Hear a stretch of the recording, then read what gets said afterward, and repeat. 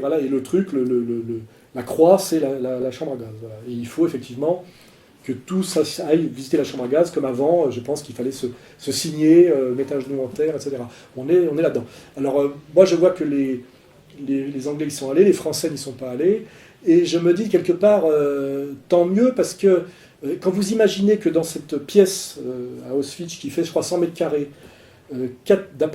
pour que les 6 millions soient un chiffre possible, 4 millions et demi d'êtres humains sont morts en moins de 2 ans, je crois. Hein.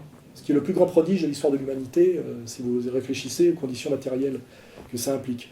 Je me dis qu'heureusement que les footballeurs n'y sont pas allés, parce que quand on voit comme cet espace doit être saturé je sais pas quoi, de restes de gaz, et ça aurait été peut-être même dangereux pour leur santé. Voilà.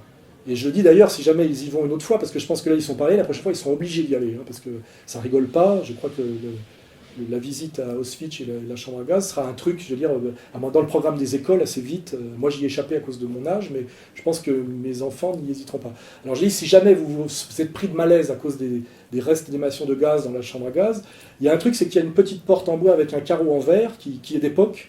Et là je dis, je donne ce conseil, vous donnez un coup de coude et vous cassez le carreau de verre pour pouvoir un peu respirer. Et je dis d'ailleurs que c'est absolument tragique que aucun de ces 4 millions et demi de morts n'ait pensé à casser cette petite vitre, parce que vous imaginez que ça aurait pu sauver 4 millions et demi d'êtres humains. Comme quoi, parfois, l'ironie de l'histoire est incroyablement cruelle. Voilà.